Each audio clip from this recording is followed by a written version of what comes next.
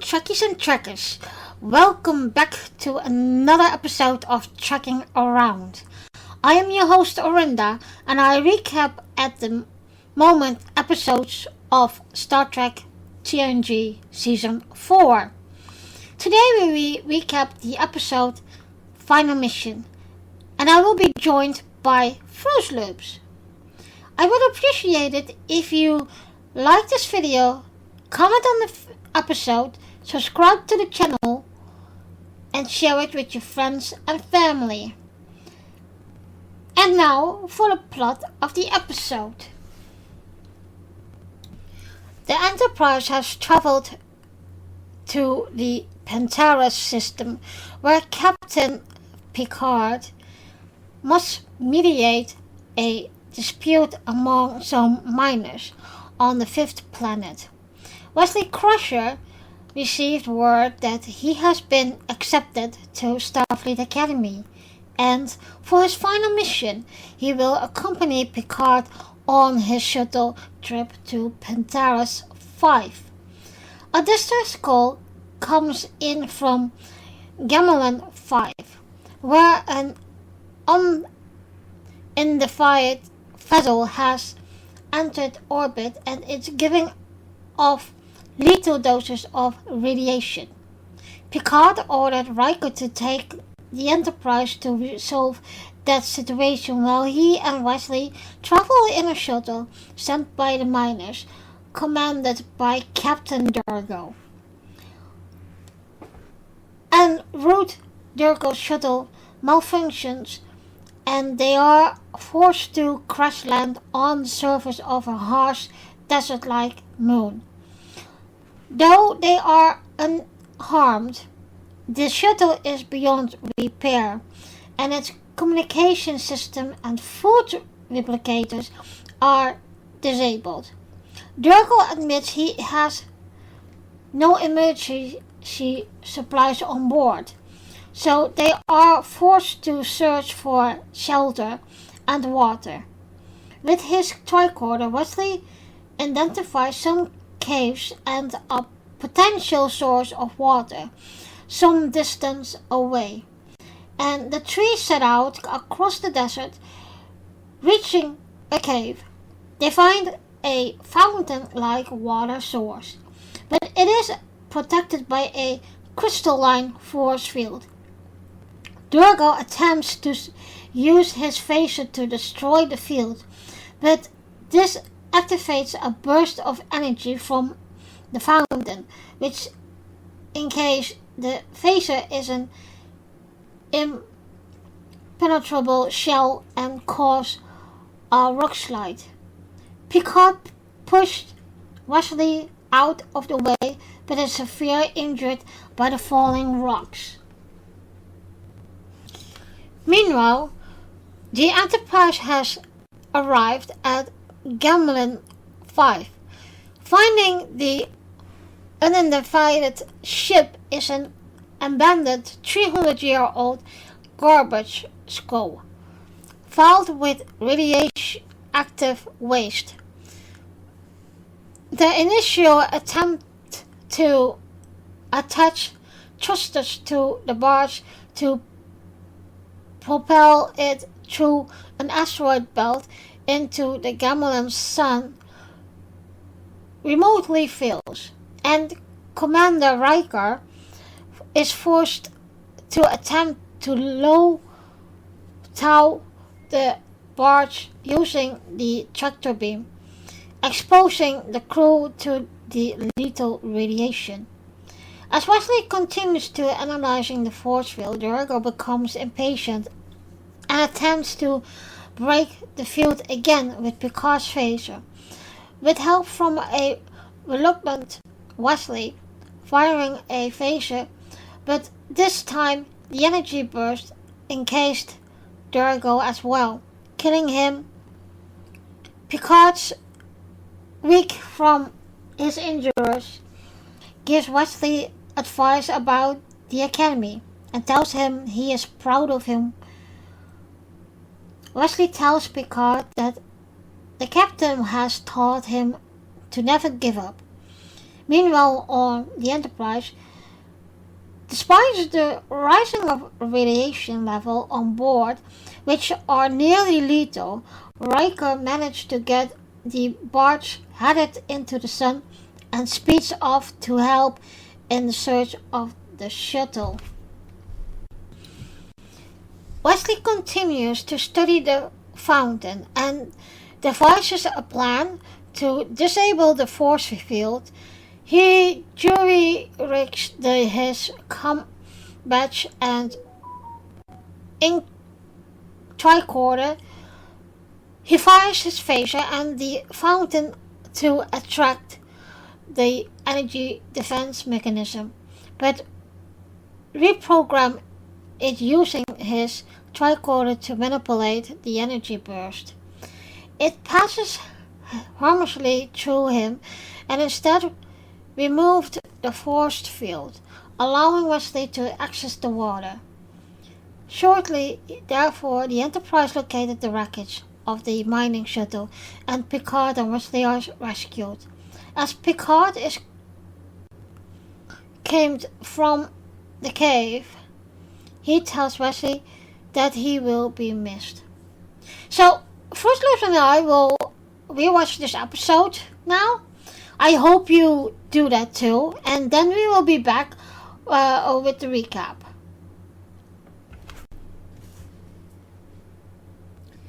Alright everyone, welcome back, and of course I want to welcome back Fruzeloops. Hi. Hi everybody. How you going, Track? Hi everybody else. It's been a while when we did a recording. Well, it has been. Yeah, last time was Minecraft. Yes, but I must say today's recording will be a lot better.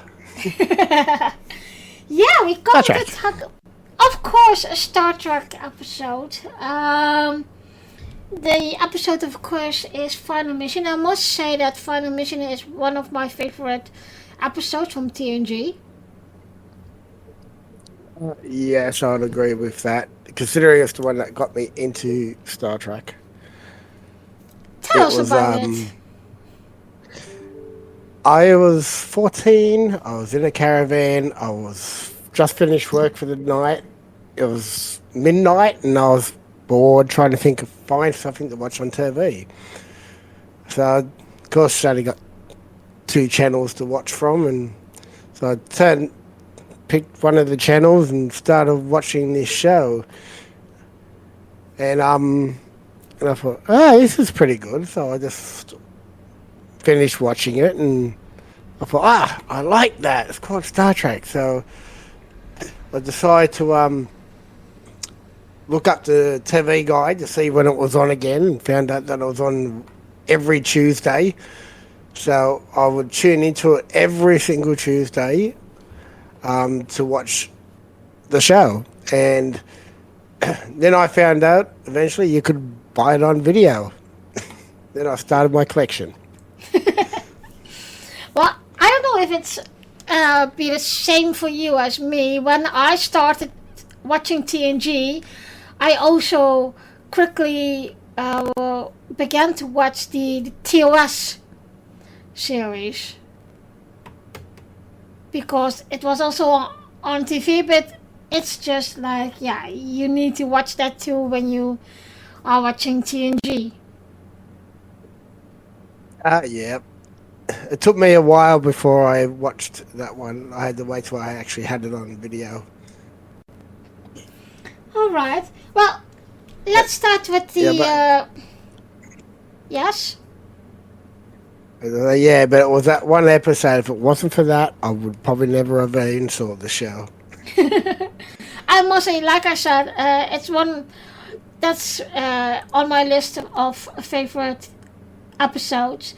Not only because it's about Wesley Crusher, of course, but it is in all the things. So the first scene that we see is Wesley Crusher had to be on the bridge, but he is late. And he comes with excuses to Picard. It's like 10 minutes late. Yeah, and Picard told him that there was a spot open on the Starfleet Academy, and he has to report in 2 weeks. And I believe this is all after that he did his exam, and at the moment that he going to the academy, he missed his flight because there was something else going on, and he could help the Enterprise with it. And That's right. I think he was still like a year that he is on the Enterprise before he got this call of there's another spot. Yeah, that's right. He failed the first one. It was because they were on another mission and got delayed, so he missed the second one. Hence, the third time he got. Yeah, and I always that moment that he came on the bridge in the uniform, I was thinking, finally, he isn't that wonder child that everyone hates. Now he is really part of the bridge crew. Yes, where he was promoted to acting ensign. Yeah. Yes.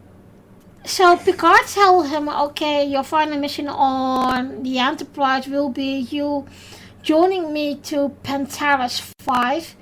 I have some diplomatic mining dispute to solve, and I want you to come with me to observe, but also see what we've been teaching you in theory, how that is in real. And Yeah, yes, and unfortunately, it goes wrong not long after. yeah, because they have a stress call from Gamelan 5 that there is some kind of a freighter ship that is there, and it's they can't call it on, and they're not going to get answers, etc. So Picard says, okay, let's go to Pentaris 5 in a shuttle. And the shuttle, I must say, that captain of that shuttle, I really didn't like him. No, he's more like a just hey, look, I got a shuttle tough. Like he's not a very smart captain. No. And you see that right away in when they crash down on that planet. And he wanted to take on the mission as leader. You could see right away that Picard has more experience, etc. And in one way, you could say that, and Wesley is right there to defend Picard in every way. And what I really did like when Picard was wounded, and Wesley started talking about. I like to know how the shuttle itself was so badly corrupted. Like not long, like Geordie had just said, "Look, you've checked the shuttle out. He said it was safe. It was." And the only thing he picked up on was the configuration of the thrusters. Mhm. But yet, not long after leaving the Enterprise and it's left the system, the shuttle then pretty much all systems failed on it simultaneously. Yeah. And what So I there want. must have been something major wrong there that Jodie missed. Yeah, that is weird. But didn't Jodie also said the whole ship is a bit weird in how it was and function? Yeah, it was the thruster setup. It was different, and the captain of the ship told Geordie that the thruster setup was his own design, and it was more efficient. And what I was wondering when they were in that situation that they crashed down, it was Picard who took the helm. Why not Wesley?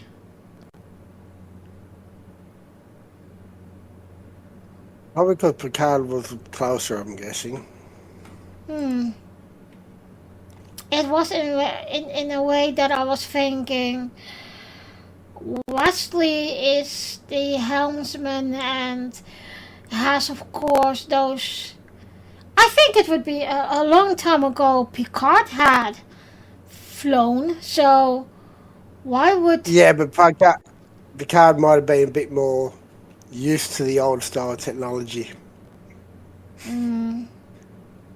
That's my Sure, guess, because it's yeah. so. Now you're saying That's that. my guess. Yeah, yeah.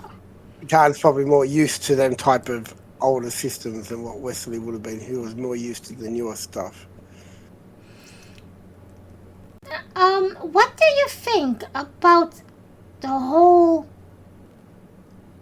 mood of Wesley? Because I mean, like, it was the first time he had to take lead, and Picard warned him for. What was his name? That captain, and he told Betty he's stubborn and Durgo. Captain Durgo. Yeah, and you need to step put on what you do and what you are. And what I was seeing was that Wesley was really he checked everything 10 times, and Captain Durgo was like very impatient and stubborn, and well, that ended up, of course, him being that.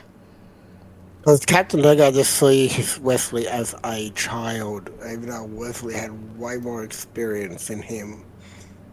Yeah, Like it. Us being the captain, he wanted to be the leader of the group, but he's got no experience compared to the others. No, and that is what you also can see when the miners colony asked the Enterprise to help them search. They didn't have the capacity and experience and knowledge what the Enterprise crew has. Well, that's right, and they also didn't have enough ships either. That's what slowed them down. Yeah, and also, well, so they've sent out their search crews, but they just didn't have enough vessels to cover everything. Yeah, that's why when the Enterprise actually did manage to come into search, it only had to start elsewhere.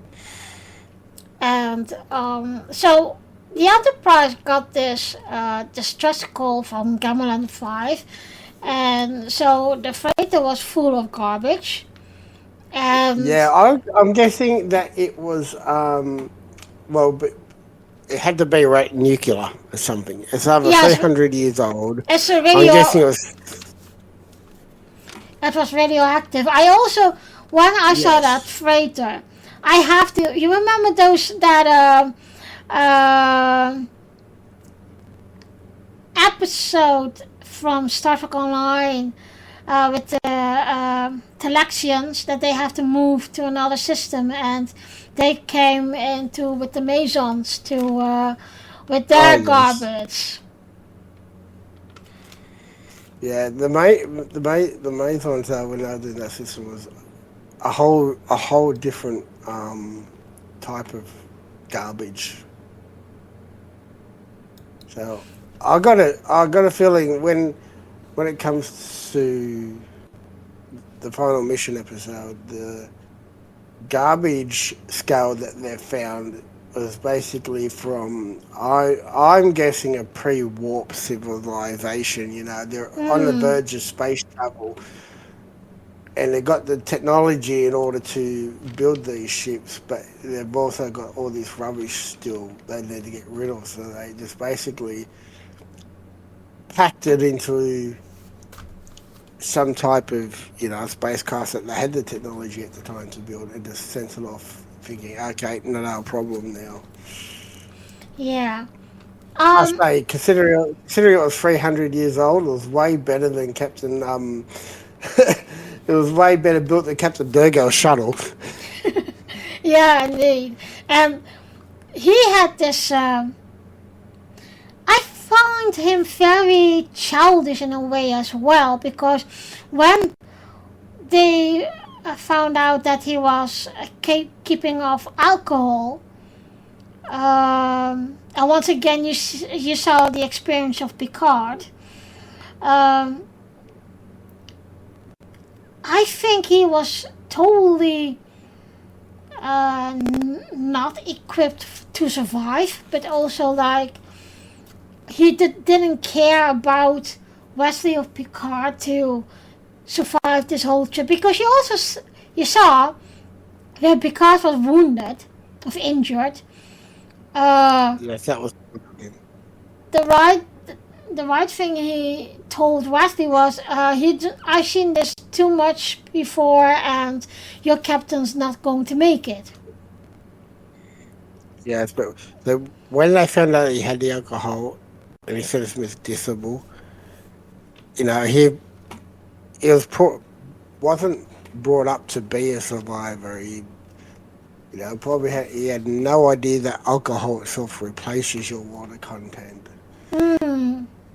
Yeah. It just showed how clueless he was, or he's never had to learn how to survive. No, and you see how impatient he became of not getting to the water, etc. And I thought at the moment that Wesley was doing his thing, in one way, and maybe you can, it was just like he is too,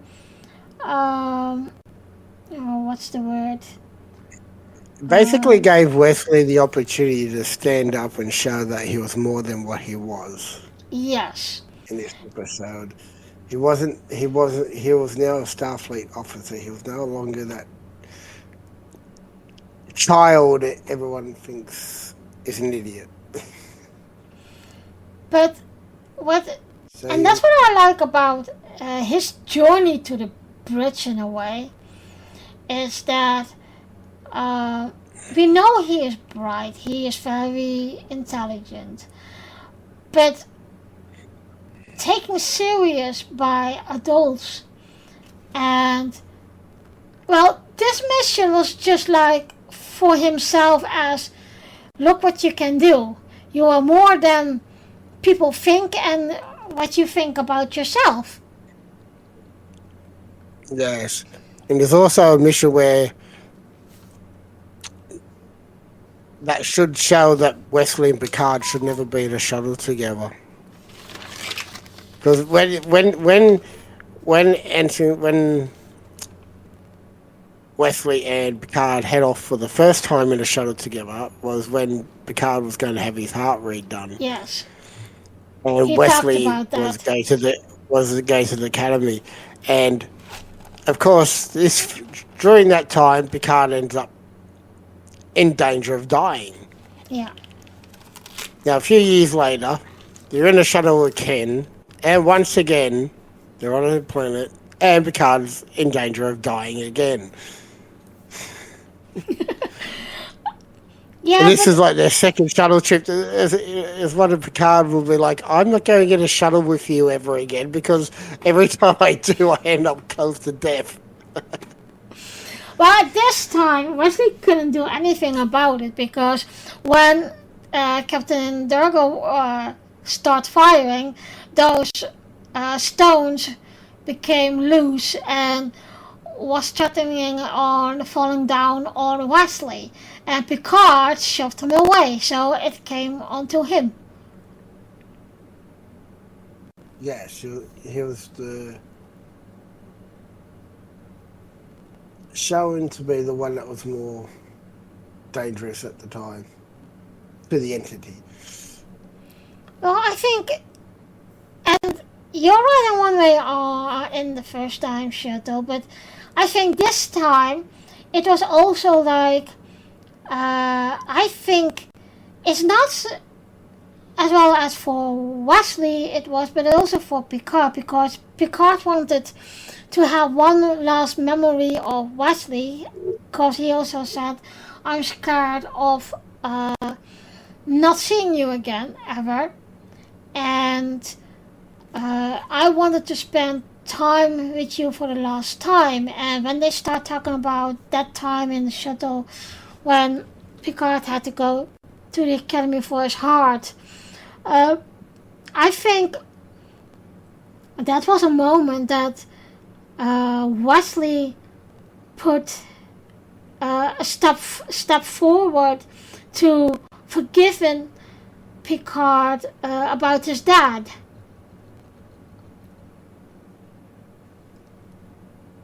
He had already forgiven Picard from his dad long before that, because that particular thing was actually brought up in another episode where Wesley had said to another young boy that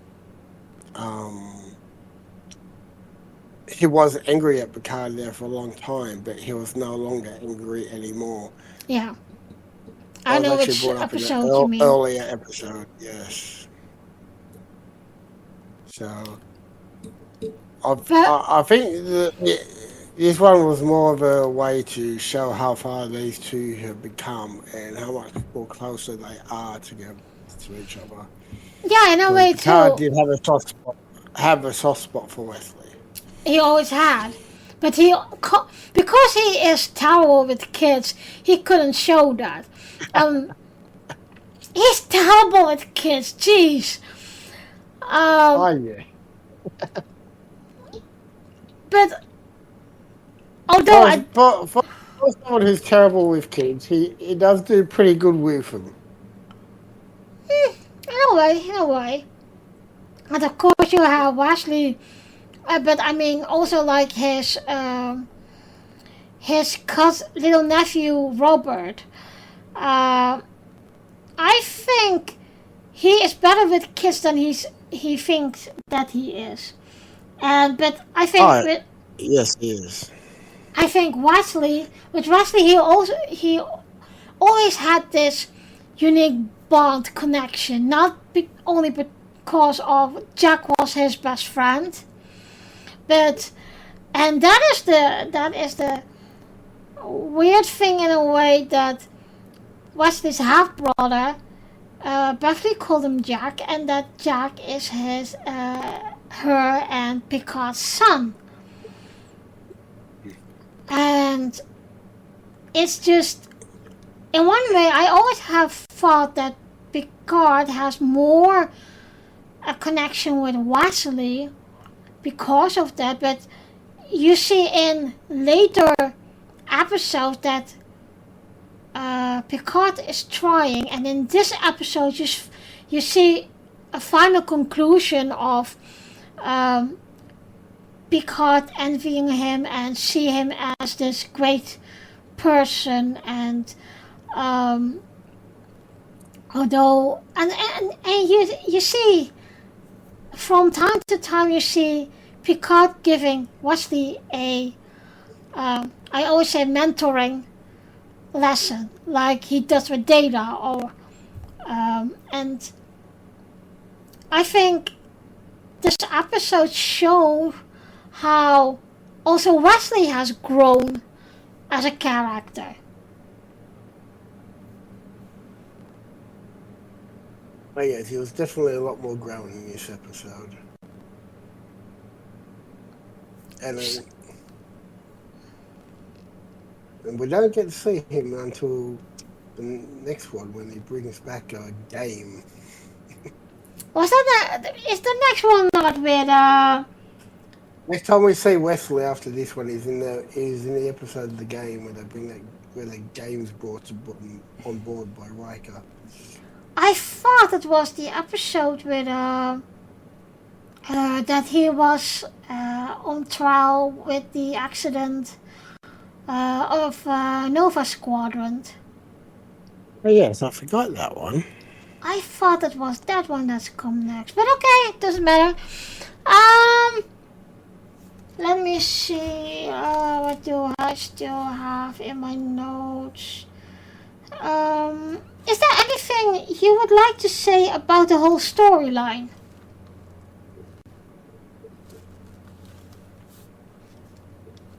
Well, the time period, I think the storyline itself was pretty good. That was the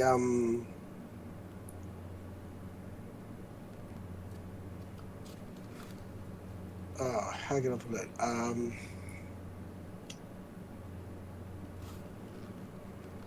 The storyline was good. The race that was having trouble with the barge. Now, I thought they were downplayed a bit, considering they're part of the Federation. They're a spacefaring crew. You'd think they would have had a way to defend themselves. I think that little part they could have improved a little bit on. I must say It's hard to just, yeah, because like the characters like of the race they were protecting, they're like, oh, we've got no way to protect ourselves. You know, we don't have weapons or anything else.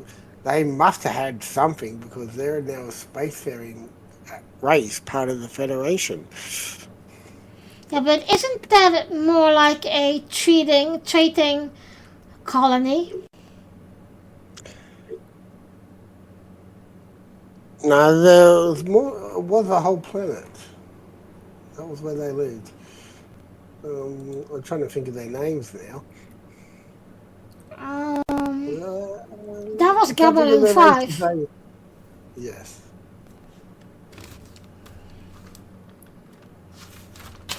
Um,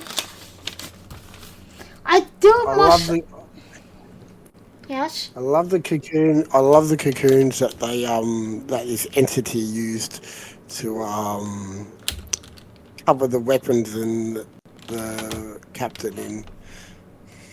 Mhm. I think Well, it was interesting. I keep thinking to myself, I wonder if Wesley could have broke that open and saved him. mm, but I do think that they raffled the end up like, okay, we're going right away with the search, and they found them right away, and uh, the end scene.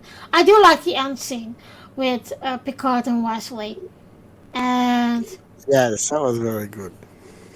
but that is also a moment right away that you could see where what the center of the whole episode was. It was really based on their connection. Yes.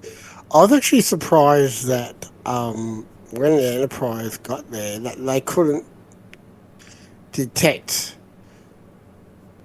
the communicators from Wesley or Picard. Yeah, Because Picard's Crusher says they found the shuttle and the arrow pointing in the direction of the mountains. I'm just surprised they couldn't pick up the life signs of them or the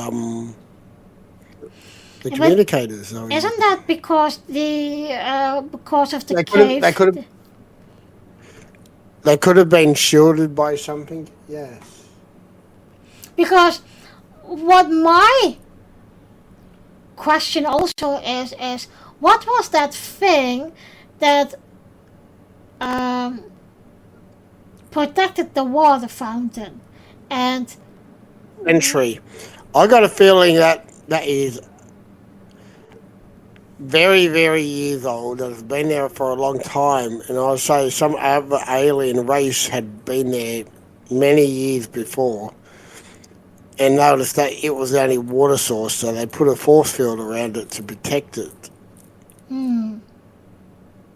So that way, next time they come to that planet, they are able to then access the water. That's my only theory, because they don't really give any clue as to why it's there or why it's got a force field around it.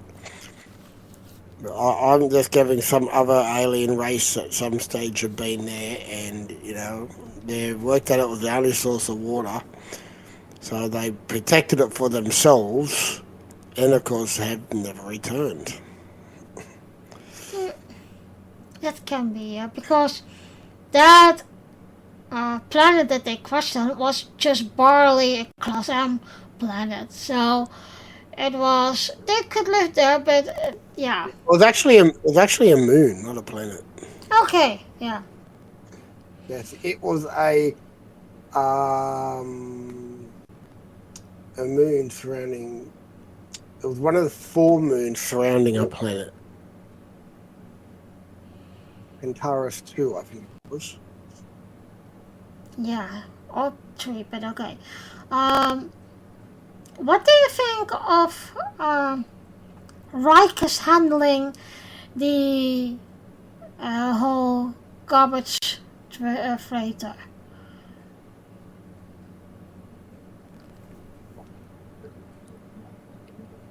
I think he did pretty well, even though they couldn't touch any. They couldn't touch the maintenance thrusters to it because the hull of the freighter had this was too old to support that amount of weight. It was pretty Um, dangerous. Kind of dangerous, yes, but they did. If they had more time, they might have been able to do something better.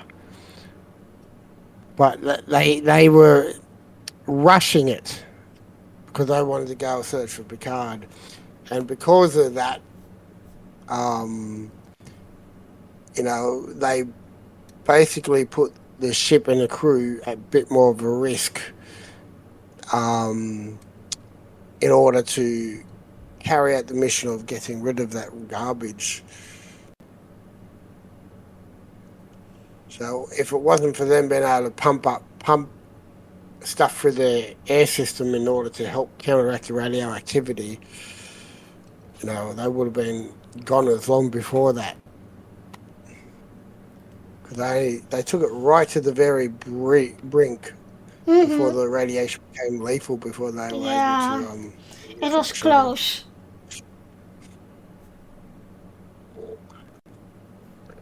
Yeah, I found it good because I found when Picard was talking to Wesley, I found another episode where they mentioned Boofy. Picard tells him to go seek up Boofy, and the guy pretty much mentioned in Star Trek for some reason. Actually, I don't know if it was mentioned in DS9, but it was definitely mentioned in Voyager. Um, do you also think that they could have done a better job to um, tell a bit more about, for example, the people on Gamelan, or what the minus situation is? It would have been nice to know more about the minor situation, but all we get from that Picard is I've got to study the miner's law. Mm-hmm. So I've got a feeling it's an internal matter that they couldn't decide, they couldn't work out between themselves. Hence, they need to bring in someone else. What do you think So, about uh, Dr. Crusher's reaction when she heard that the shuttlecraft haven't been on Penthouse 5 yet? And, I have talked with another Trek friend about this. Dr. Crusher isn't a bit of a good mother because she always says works is on the first place. And moments like this, I do think you can see that she's worried, but I think she is reacting a bit cold towards the whole situation.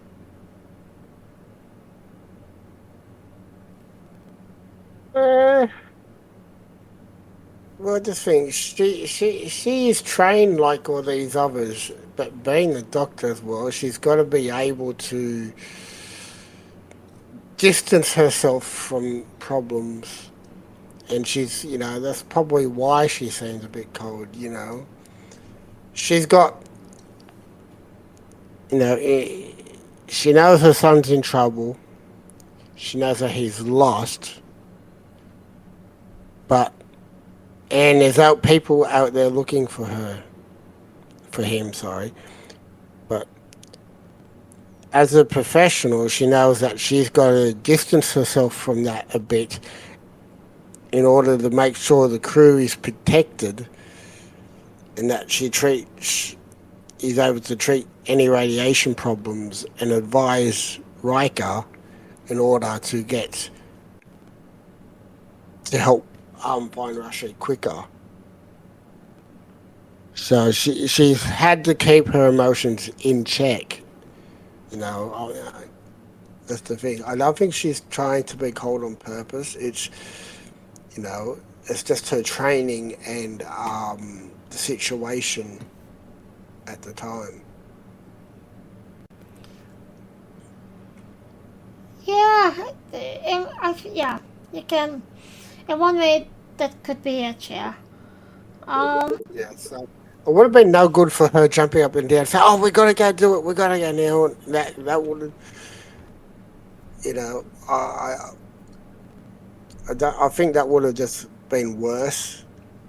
But in her able to keep everything in check and still advise Riker on the radiation levels and what they need to do to make sure the rest of the crew survives what they're doing.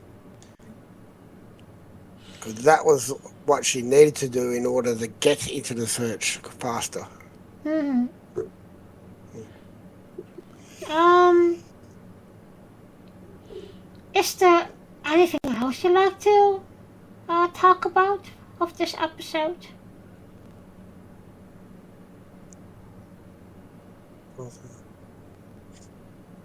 Oh, I'm about to say, when we get to this scene, I think the one scene I find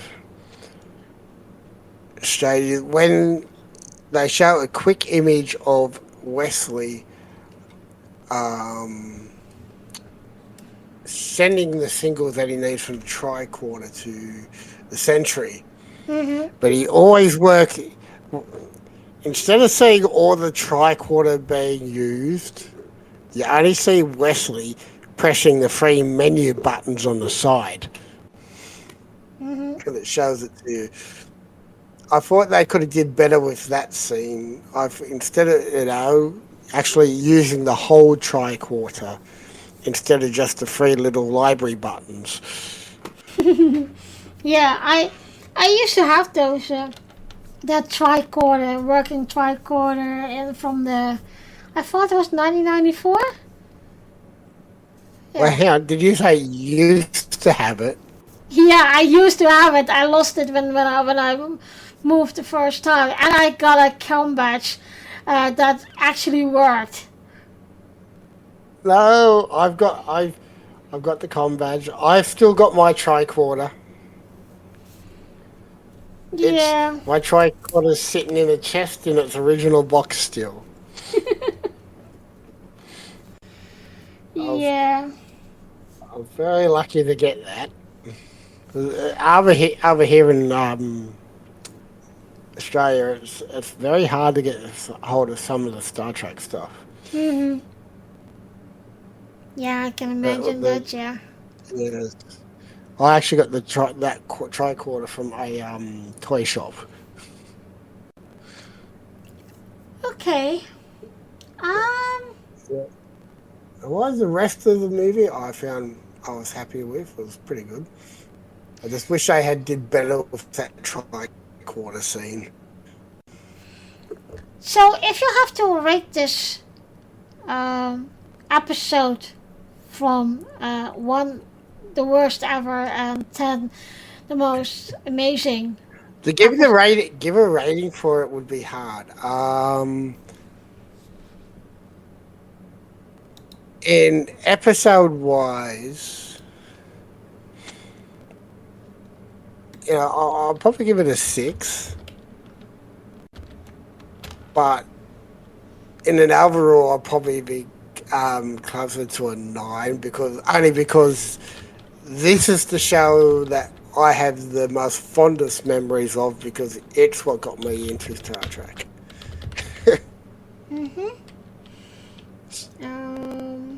Let me take a quick look. What the rating on IMDb is? Yeah. Where was it? Kind of fun. They actually shot that that scene where they're walking. They actually shot that on a lake. It was actually a dry lake bed just outside of Los Angeles where they actually filmed that particular scene of them walking across the desert.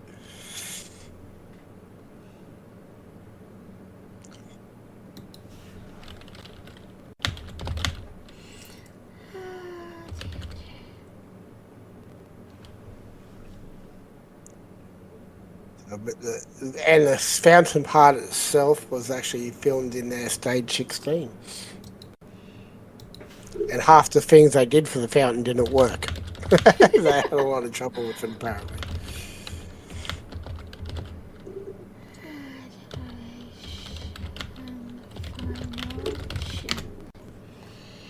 Alright, the rating on IMDb is a 6.7. So you're close. 6.7, nice. Nice. But we're on the same wavelength there. Yeah. Wow, Fruzeloops, thank you very much for joining me. It was nice to talk to you about this episode. No, it's good to join in again. Thank you for having me. So, it's always been fun talking with you about Star Trek, so... Best thing to talk about. Who knows in the future again? Definitely. Might have to do... We can always do a Wesley episode. And everybody gets some prodigy. Oh, well, I got enough to recap, and I still have the bonus episode, so we can do some of the prodigy or whatever, so... Yeah, we can organise that for another time.